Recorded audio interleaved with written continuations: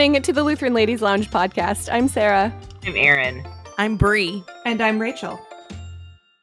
And today we are celebrating All Saints Day. We have a quiz today on saints. So pull out your phones, ladies, or actually leave them put away so you can be stumped just like the rest of us. And Rachel, No cheating, Brianne. You can see my phone. Like, I'm on my phone. You can see my hand. How dare you? Rachel, take it away. Thank you, Sarah. Well, happy All Saints Day, ladies. We are actually recording this on All Saints Day Eve, All Hallows Eve. So it's appropriate, but because All Saints and Reformation are squished up together every year, one of them always has to give way. And this year it's All Saints for us, which is coming a little bit later. But that doesn't mean we can't celebrate and celebrate very well. So we're having our trivia challenge on All Saints Day, all things related to All Saints Day. And we will start with an easy warm-up question. Oh no. Are you ready? Yup. Okay. What does the word saint mean? Holy. Holy! Yeah. Holy Moses, Sarah, you're right. Right. Now, the English word saint comes directly from the Latin word sanctus, which you'll remember from the holy, holy, holy, the sanctus in the service. And the word was translated from the Greek hagios, which you might remember from the Hagia Sophia in Istanbul, not Constantinople. And all these words simply mean holy. And so a saint is literally just a holy one. So I do feel, because there are some people who would probably say, isn't that all kind of Catholic? We ought to get the elephant in the room out of the way right away. So question number 2, true or false, confessional Lutherans honor saints? True. Yes, true. True, yes. Difference between honoring and venerating, though. So let's get into this a little bit. Share a few lines from Pastor William Whedon's wonderful book, Celebrating the Saints, which is available from CPH and which I highly recommend if you're interested in this subject at all. But he opens the book thusly. He says, the first part of the Augsburg Confession starts with the Holy Trinity and concludes with the saints. It is surely remarkable that the cult of the saints was not included among the abuses needing correction, but simply as part of the universal faith that the Lutherans rejoiced to receive from the ancient church. So he says, despite the abuses, Lutheran Christians knew and confessed that there was a rightful place in the life of the congregation and of the individual Christian for the remembrance of the saints. If you'll bear with me, I'll go on and quote a little bit, just so we know we're all good and Lutheran here, from the Augsburg Confession, Article 21 of the Worship of the Saints, so that there's no doubt in our minds that we're doing the right thing here today. Of the worship of saints, they teach, that is, our churches, that the memory of saints may be set before us, that we may follow their faith and good works according to our calling, as the emperor may follow the example of David in making war to drive away the Turk from his country. Okay, bad example. For both our kings. Cut that one. But the point remains. He says, this is about the sum of our doctrine, in which, as can be seen, there is nothing that varies from the Scriptures or from the Church Catholic or from the Church of Rome as known from its writers. This being the case, they judge harshly, who insist that our teachers are regarded as heretics, presumably because we don't respect the saints. So he says, for it is a false and malicious charge that all the ceremonies, all the things instituted of old are abolished in our churches. But it has been a common complaint that some abuses were connected with the ordinary rites. These, inasmuch as they could not be approved with a good conscience, have been, to some extent, corrected. So, to translate the translation, Lutherans do still respect, honor, look to the saints as examples of godly faith and life. We just correct the abuses that were prevalent, and we'll get on to some of those later on in the quiz, in the Roman Catholic Church prior to the Reformation. But by and large, we still love the saints. So that being so, we will move forward in good conscience with the rest of our quiz. All right. We're still sort of in the warm-up section of this, so Oh boy. this will build confidence, hopefully. Question 3. You probably know that there's a connection between Halloween and All Saints' Day. What is it? All Hallows Eve. It's The night it's before. the evening before the Saints' Day, but it's not the All Hallow. I'm just not going to say different than anything All because Saints. I'm triggered by post-traumatic stress disorder right now. I remember talking about this in my All Saints Day episode last year about the difference between All Hallows Eve and All Saints Day. And I Is it? It's was it? All They Hallows. Oh, go ahead. in the ancient church wasn't All Hallows Eve when they remembered those who had died, and All Saints Day was when they remembered those who lived. Or am I getting that wrong? No, I think it's. Is it the other way? No, it's not those who lived. It's like the one is we remember all the dead, and the other one we remember specifically the saints. No, I've got it. Who's got it? Okay. In the one, the All Hallows is all the Christians who have died. All Saints is in the Catholic Church, only those who have been canonized. Martyrs and not martyrs. Are we totally off base not on all of this? martyrs. You're so close, but yeah, you're off base. Okay, fix it. We're trying so hard. Okay, you actually guys conflated questions 3 and 4, so you're saving time on the quiz. So here is your brief primer on these confusing days of Hallowmass. Hallowmass. Think of that's another name for it. Hallow is just the Old English word for holy. So Right. we're right back where we started. All Hallows Eve is literally the night before All Saints' Day. All right. Is that it? And then it's followed on November 2nd Oh, right. by All Souls Day. Yes. Oh, That's it. So All Saints' Day was established. It sort of takes its roots from Pope Gregory III in the 8th century, who founded an oratory in St. Peter's for the relics, quote, of the holy apostles and of all saints, martyrs, and confessors. So here, Erin, is where you're right, that All Saints' Day focus on those special saints that have been recognized by the church, specifically by the Church Catholic. And All Souls' Day is the commemoration of the faithful departed and the Day of the Dead, a day of prayer and remembrance for the souls of those who have died in the faith. So that brings me to my next question. Does this distinction matter for Lutherans? No. No. So we usually just celebrate All Saints' Day. There are a few Lutherans out there who like to draw the distinction, and I don't think there's necessarily a problem with it.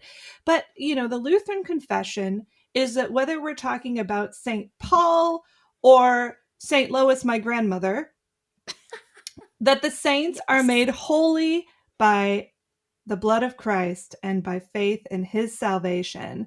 And so that it's appropriate that we celebrate all saints on All Saints' Day, recognizing that Christ's salvation is given to them. Their holiness comes from him. Yep. So, yes, we do generally combine the celebrations. Also, there's a whole lot going on this time of year. It's hard to make time for all the festivals that are here. That's your prerogative. It's just, more efficient. And that's a good German Lutheran value. Yeah, Lutherans love efficiency. What are you talking about? It's the hallmark of the Lutheran way. While we're talking about the connections between all the holidays that take place this weekend, you've probably also noticed that Halloween and Reformation Day are the same day. Wait, they are? No way. Yes, They are, and it's not a coincidence, actually. So why? Why did Luther choose Halloween, All Hallows Eve, to post his 95 Theses on the door of the Castle Church in Wittenberg? I was just wondering that the other day, but I didn't actually look it up. I think I know. I have no idea. I'm making a guess. Go for it. Because everyone would have been heading to confession before the mass on the next day, and so they would be heading to church, and they would see his announcement, and so it would get the word out very efficiently. Yeah, I mean, it's the simple answer is All Saints Day was a huge deal at this church, and a whole lot of people would have showed up that day. It was speaking of efficiency, yes, it was an efficient way to get the word out very quickly. The castle church in Wittenberg was home to Frederick the Wise, Elector of Saxony, who had a very interesting collection of over 5,000 saints' relics. Oh my. Ooh. Now, of course, veneration of saints' relics was a very popular part of medieval spirituality, and All Saints' Day was one of the few days of the year when this collection would be trotted out and accessible to people. So it brought in a huge crowd at this particular church, and people would come from all over to venerate the relics. And so it was a great time to be posting something to the church bulletin board. Because it was going to get seen. Well, the Castle Church in Wittenberg is actually, it's All Saints Church is the actual name of it. Mm-hmm. So that totally, big deal. Yep. It was the equivalent of a boosted post in a major way. Wow. So great, we named our church after it. Yes. So saints, as you can see from this, played an oversized role in Christian spirituality during the Middle Ages, including in Luther's own upbringing. So question 6, to which saint did Luther pray during a particularly dark and stormy moment in his early life? Oh, it was Mary, wasn't it? Nope. No. Anne, Saint Anne. Saint Yes. Anne. There's a delightful little short cartoon about it, and so it's fresh in my mind. Anne. All right, you've seen the cartoon. Erin, tell us the story. Well, that's all I read. The cartoon was very brief. There was a storm, and he prayed to Saint Anne that if he survived, he would rededicate himself. Yes. So this all took place supposedly in 1505. Of course, as always happens, historians today wonder, how accurate the story is. But I think it actually is definitely credible. That Martin Luther had been studying law in Erfurt and had just received his master's degree and thought he'd go home and pay a visit to his family, and was traveling 90 kilometers north to the town of Mansfeld, where his father was a businessman there, a miner. And on the way, he was caught in a violent thunderstorm and was scared for his life. Ugh. And so as he sought shelter, he cried out in his desperation, "Help me, Saint Anne, and I will become a monk," or some version of that line. And he survived the storm, and he became a monk, and not just any monk, an Augustinian, who were extra monkey monks. And the rest is kind of history. So, But why Saint Anne? Yeah, Did she have power over storms or something? Why would he cry to Saint Anne for help? Was it, or was that more of like that's his family saint, and so that's who he was likely to cry out to? okay, so here's what I've got from very quick Googling. That wasn't one of my questions, but you've just quizzed the quizzer. The tables have been turned. So remember that Luther's father I just mentioned, Hans Luther, was a miner, and Saint Anne was the patron saint of miners. So he would have probably felt a very special connection to her from his family upbringing. Okay. So there you go. But who was Saint Anne? There's your bonus question. Get some extra credit here. I know, because I'm looking at it right now because I looked it up too. Good answer. Cheater! Cheater! I was just talking about what was she? we just talked about Anne, and now I'm curious. Do you? I won't answer though if you guys want to guess. I don't know. It's okay. Go for it. You use your rotten spoils of Google. Sorry, I cheated. Patroness of unmarried women, housewives, women in labor, or want to be pregnant, grandmothers, and educators. Also patroness of horseback riders, cabinet makers, and miners. Well, yeah, that's who she was patron of, but who was she? Yeah, we don't know. Oh, I don't know. I didn't look that up.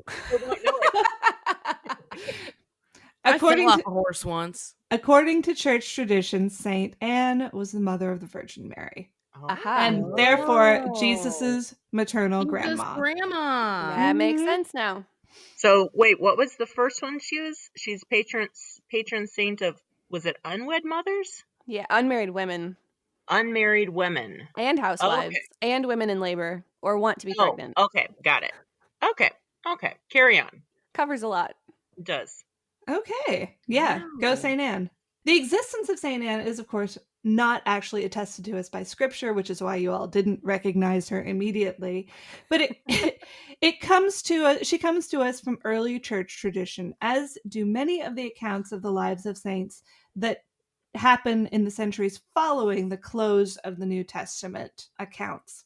That doesn't mean that these saints' lives aren't useful, but it does mean that they aren't scripture and shouldn't be read as such, and may, some of the accuracy of the accounts may be called into question.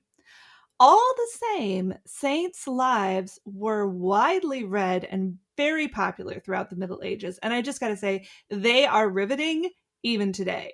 I like to think of them as being the Marvel superhero movies of their time, and because they're full of like daring deeds and worthy heroes and superhuman feats of power. So, because I find these so interesting, the next few questions will cover a few of the more interesting and relevant moments from these traditional saints' lives accounts. So this is the fun part of the quiz. Are you ready? Yup. Okay, we're going to start with a female saint, since this is a women's podcast. Saint Lucy, whose feast day is December 13th. You may remember her as being in the Swedish tradition, young girls wearing those wreaths of candles on St. Lucia Day. Yeah. Her story echoes one of the more common backstories from female saints, many of whom were persecuted and killed for a very specific reason. What was it? Heresy? Nope. You can't be a saint and a heretic at the same time. No, you could be Accused of it. heresy. Okay, yeah. I predict it was visions. She saw visions. Okay. And- Any other answers? Yeah. The stigmata. Oh. I don't know. I mean, I figured it has something to do with witnessing the faith, but I don't know. Okay. So here we go. This is from Catholic.org. So Lucy's mother tried to arrange a marriage for her with a pagan. Oh. And Lucy knew her mother could not be swayed by a young girl's vow. Oh. Okay. So they come up with a plan that would extricate her from this arranged marriage to a pagan man. But the rejected bridegroom was deeply angered and went and complained about this to the governor Pascasius. Of course he And yeah, so here's where the story picks up. The governor attempted to force her into defilement at a brothel. Creep. Oh, yikes. What? But the guards who came to take her away were unable to move her, even after hitching her to a team of oxen. Whoa. Oh my. The guards heaped bundles of wood around her, but it wouldn't burn. So finally they resorted to their swords, and Lucy met her death. Wow. Goodness. So she was killed for refusing to marry a pagan. Good for her. Wow. And this was Go, actually girl. an astoundingly common story Huh. in the lives of female saints. Just a few: Agrippina, Basilissa, Cecilia, Eurosia, Susanna, Noyella, Winifred. All of them were persecuted for the same or similar reason. Huh. Wow. Yeah. So I guess I should just say, take heart for those single Lutheran sisters who are holding out for a faithful Christian husband. Yeah. You are in You don't need very no good man. company. And you probably won't get burned at the stake for refusing to marry someone who isn't Christian these days. Right. Which is, I'm glad, Even I'm if glad they we're past tried. In Lucy's case. that. Wow. For question 8, we're going to turn to the story that originally inspired the topic for this episode's quiz. When I read it, I was like, we've got to do a trivia challenge on this sort of stuff. So we're going to St. Alban. So as part of our homeschool studies this year, my high school daughter and I were reading selections from the Venerable Bede. an 8th century British historian who is awesome. You should totally find his book on Project Gutenberg. Read it. It's amazing. And we came upon his account of Alban, who was the first Christian martyr in Britain, who was put to death during the 3rd or 4th century when the Romans were in charge, as they were for 400 years, which is still unreal to me. Crazy. So the story of St. Alban's passion, that is to say his death, is full of moments of high drama. At one point, a stream dries up for him so that he doesn't have to walk through the water on the way to the hill where he's going to be executed. At another point, he says, "I'm thirsty," and prays for water, and a spring opens at his feet. His first executioner converts to Christianity along the way and refuses to kill him. Whoa! Wow. But the most dramatic moment, the one that actually made me just drop my jaw and then laugh out loud when I read it, comes immediately after St. Alban's death. Okay, so here's the question. What fate befell the second executioner? So that, quote, "he who laid impious hands on the holy man's neck was not permitted to rejoice over his dead body." His hands caught on fire and exploded. You're closer than you think. It's Did they like disintegrate? Nope. Did they fall off? Nope. Like, did he They just turn into butterflies spontaneously and fly heat up? away. He did lose a body part, though. Going back to the Venerable Bede, his eyes dropped upon the ground at the same moment as the Blessed Martyr's head fell. Holy moly! Imagine So his executioner lost his eyeballs, so he could not look upon the body and gloat over what he had just done. that. Yikes. Wow! See what I mean? Like, Marvel has nothing on these guys. No! Yeah. Wow! Okay, so we're going to go on to another story that I just love. Perhaps since we love Michigan on this show, Yeah! you've visited at some point the gorgeous Lutheran Church of St. Lawrence in Frankenmuth. Some people say St. Lorenz, but it's St. Lawrence. It's St. Lawrence. It's one of the 14 charter congregations in the LCMS, and I got to visit there a few times during my husband's vicarage when he was serving at Emmanuel Frankentrost just up the road. Mm-hmm. So the church's namesake, St. Lawrence, and the church was named because several churches in the Franconia region of Germany where these Lutherans came from were named after the saint. So they just, in a fit of homesickness, brought the name over for their church. Sure. But I love it. So the church's namesake, St. Lawrence, was a deacon who served in the early church in Rome and was martyred in the 3rd century AD. As a deacon, he was in charge of handling the church's resources and making sure that the money got distributed to the poor and that all the church good, holy, faithful work. But of course, if you're going to persecute the church, you really want to get your hands on the church's stuff, which made him a target. Mm-hmm. So here's your question.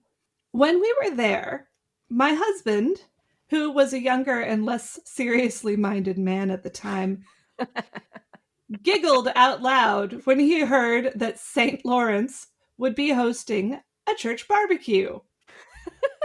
Why? St. Lawrence was burned to death. That's And my they ate guess. him. Oh, wow. You went really dark. What did you say, Brie? I missed that. And they ate him. No, but Was he burned to death? he was, but in a special way. On a So- spit? Put on a spit? On a spit. Yeah. Barbecue Nope. to death? On a Kind grill. of. On a Yeah. grill. Mm-hmm. Yes. Grilled to death? Oh. Whoa. Oof. I'll read a little bit more of this story because it's really good. So as a deacon, this is from Wikipedia. As a deacon in Rome, Lawrence was responsible for the material goods of the church and the distribution of alms to the poor.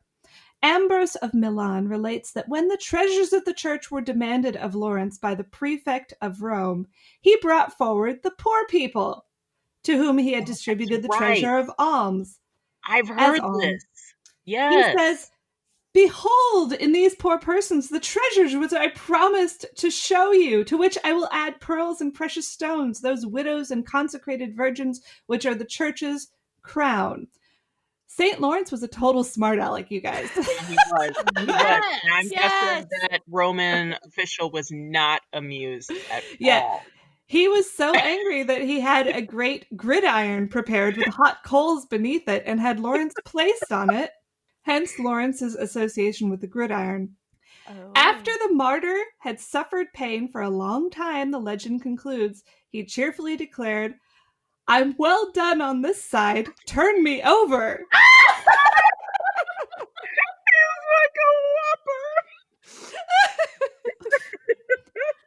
From this, St. Lawrence derives his patronage of cooks, chefs, and comedians. Yes!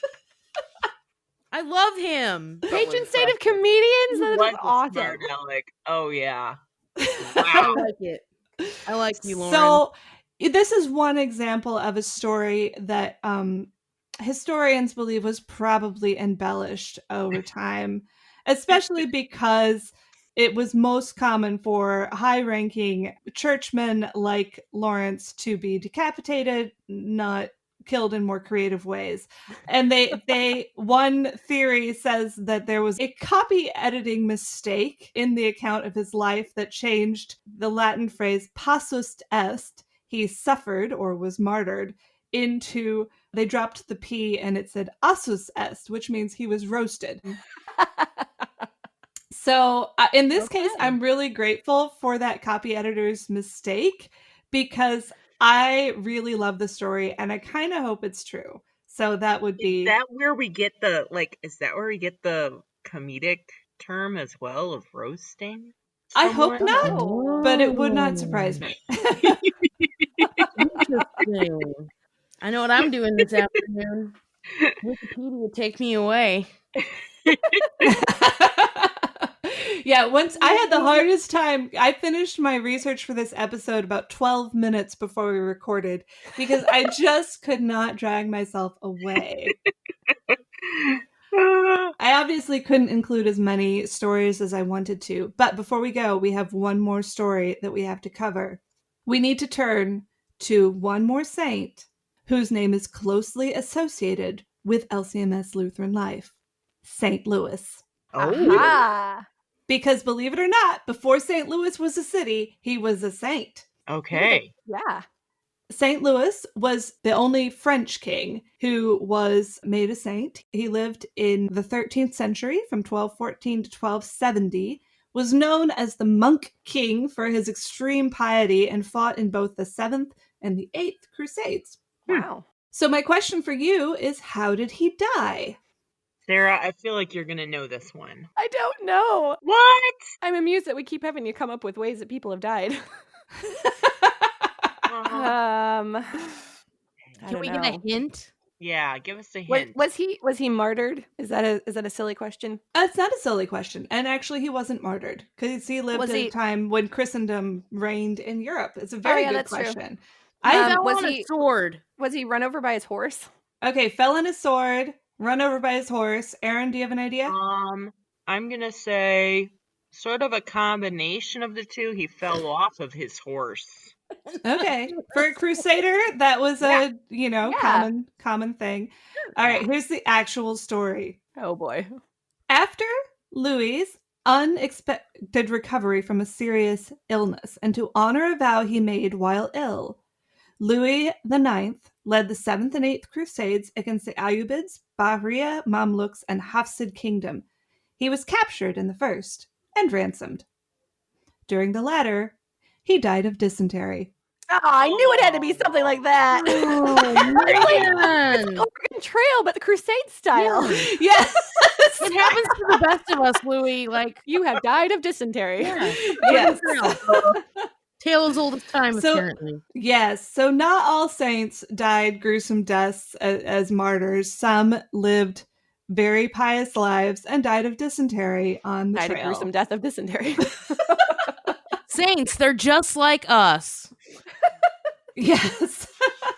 So saints' lives, as we're proving, especially those that involve the spontaneous loss of eyeballs, are as exciting as they are inspiring. But as the Reformers remind us, they are not the focus of our Christian faith and should not distract us from the true source of our salvation, Jesus Christ. So let's turn in our final question back to Martin Luther and a sermon he once preached to his church on All Saints' Day. So here's your last question, although there will be a bonus one later, because that's how we roll here. But last main question, question 12. Which saints did Luther think ought most to be honored by Christians? Women, moms. That's a good guess. I like the way you think. I have no idea. Okay.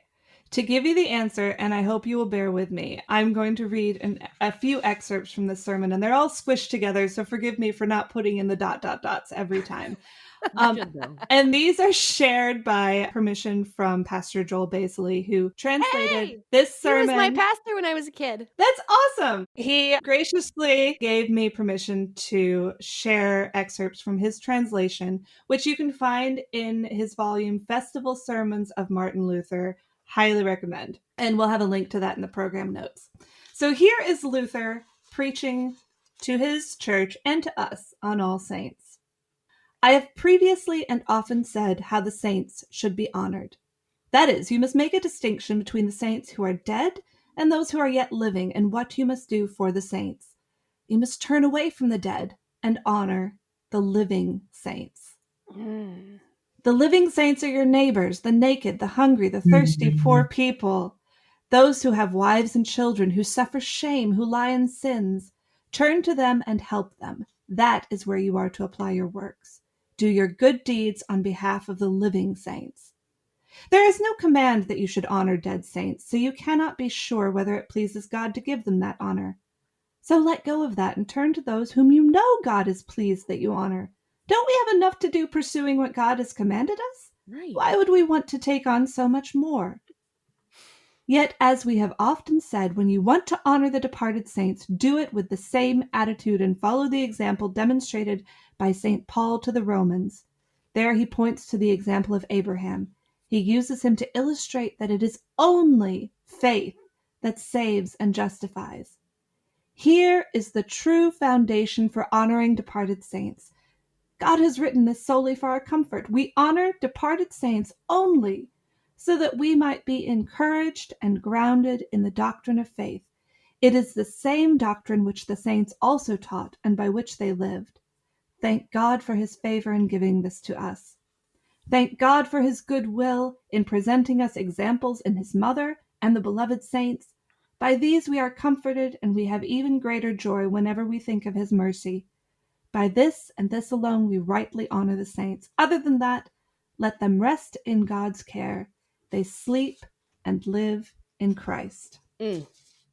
Nice. Luther is That's just lovely. so good, you guys. At home. Good dude. So I'm going to include St. Martin Luther in the saints who have set an example for us that we can for follow real. and be encouraged in the faith. And I want to follow his example in thanking God, not only for the saints who sleep and live in Christ, which include, the people that we've known, but also the great saints like St. Lucy and St. Lawrence and all the rest. But I also want to thank God for the living saints. Mm-hmm. Especially, for all the living saints in our Lutheran Ladies Lounge community, that we may serve one another and honor the example of the saints by being good to each other. That's where I wanted to end the quiz. And I did promise one bonus question. Yeah, you did. Yeah. What is it? Last year, around this time, we were boy. celebrating one of our favorite All Saints Day hymns, For All the Saints. Yes. So good. Can you repeat the stanza that some of us were fighting over without looking it up? Yes. I think this question may have to go to Erin, who likes to sing this in the elevator, as I recall. Erin, stanza 5 of For All the Saints. Can you remember the words to this? Well, I'll go with the one that I'm assuming you're going with. I don't know which number it is, but and when the fight, is that the right one? That's the one. Okay, good. Woo! Take it away, Erin. And when the fight is fierce, the warfare long, steals on the ear the distant triumph song, and hearts are brave again, and arms are strong. Alleluia, alleluia. Amen. Yeah. All the bonus points So- for Erin. Yeah, all the points. All the points. So as we remember the lives of the saints who came before us, let our hearts be brave and our arms strong as we look to their example in the faith. And that's all I got, Sarah. Yay! Oh, wonderful. I love these quizzes. They're so fun. Yes. We get to learn things and hear fun stories. And I don't know. Can we call martyr stories fun stories? They're so interesting. They are. They and are. inspiring. They are inspiring. And I think we all need to go get Pastor Whedon's book now. Mm-hmm. It's such a good collection of all of these things. And he's a brilliant person anyway. So So yes, resources referenced in this episode, if you're going to go get them, are Pastor Whedon's Celebrating the Saints, which is available from CPH, and Pastor Baisley's Luther's Festival Sermons. So we'll have links to both of those in our program notes, and hope that you all will enjoy digging into this stuff as much as I did. Well, ladies, if you would like to continue our conversation about saints, or if you have your own stories of, I don't know, saints that you find most inspiring, or if you have icons, can we talk about icons that you really like to have to remember the lives of the saints? We can talk about all of that in our Facebook group. Join us on our group if you're not there already, the Lutheran Ladies Lounge on Facebook. You can find all of our podcasts at kfuo.org/Lutheran Ladies Lounge or on your favorite podcasting app. Happy All Saints! Woo! Woo! You're listening to the Lutheran Ladies Lounge podcast. I'm Sarah. I'm Erin. I'm the self-appointed president of the new St. Lawrence fan club. And I'm Rachel. Now taking applications.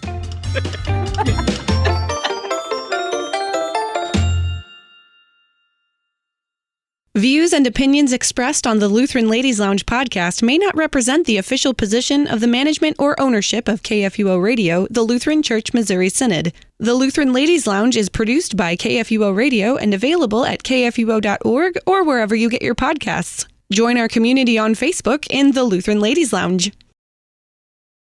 Dwayne is here. Oh my God! He knows. Dwayne! He's Dwayne like has reappeared, part 2. Like odd Okay. jobs. Odd jobs men. I'm going to take you to meet Dwayne this time. Oh, hooray! Saint Dwayne, I think. Oh, there's an Ed Rioja sprint in her house. Yeah. I don't have any candy. I'm Hey, candy. Okay, you got to say hello to my friends. hello, how you doing? Hey, Dwayne! Sarah? There's a good girl. She put me to work. Yeah. Thank you. Y'all was your Halloween there in a safe one. You too, sir. Thank you. Nice to Thanks. see you. I'll see you tomorrow, Bye. Dwayne. This is the best day ever.